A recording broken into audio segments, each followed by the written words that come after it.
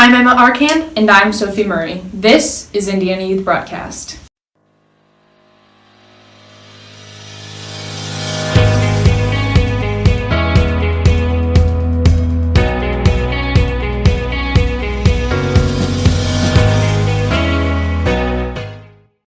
In the aftermath of the Las Vegas and Sutherland Springs mass shootings, talks have been reignited for stricter gun control laws in the United States. One Indiana University professor, who was once the head of the largest gun control group in Washington, D.C., speaks with our correspondent, Clayton Black. Thanks, Emma. Gun control has been a highly tense issue in state and national politics. The recent mass shootings in Las Vegas and Sutherland Springs reminds young Hoosiers how serious the issue really is. I recently traveled to Indiana University's Bloomington campus to explore more about how the issue can possibly be solved, or at least eased. Here on IU's beautiful Bloomington campus, Professor Paul Helmke believes that stricter gun control laws is the only solution to stop these hideous and senseless acts of violence. It just breaks my heart that we continue to see these mass shootings, and we're seeing them with more regularity.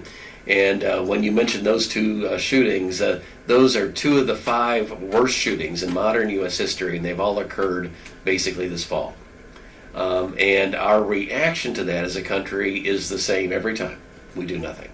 So one of the things I think we should do is let's look at semi-automatics and figure out, are there more, not necessarily banned like they had with the assault weapon ban, but maybe there should be more restrictions like we have restrictions for machine guns.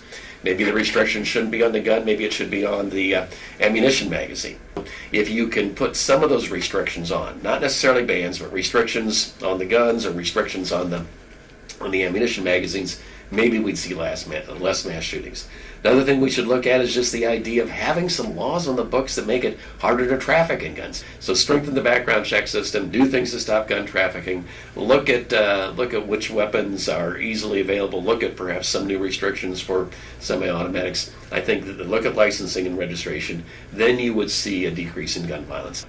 But until the voters speak up, until the public speaks up, we're going to keep doing what we've been doing, which is nothing, and we're going to keep seeing what we've been seeing, which is more and more violence. Wow, for such a touchy subject, this is a very valuable perspective to citizens across the U.S.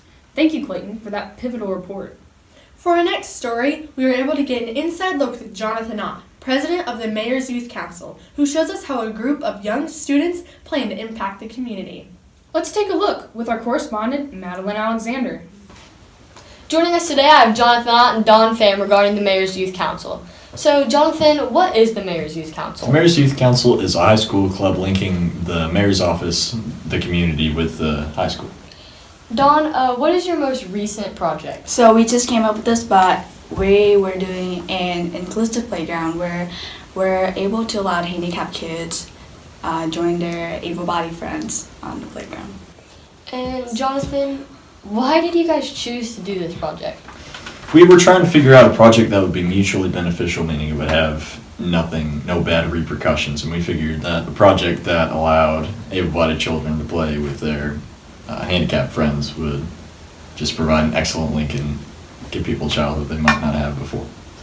How do you think this will benefit the community? So I think what Jonathan said would mostly be part of that, but I think we wanted to do a project that was really unique, and I think it would be great because it will allow handicapped kids to be able to experience playing on a playground where they haven't been able to before because other playgrounds aren't as inclusive.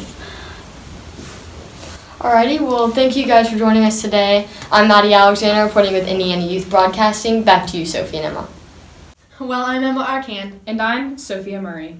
Thanks for joining us.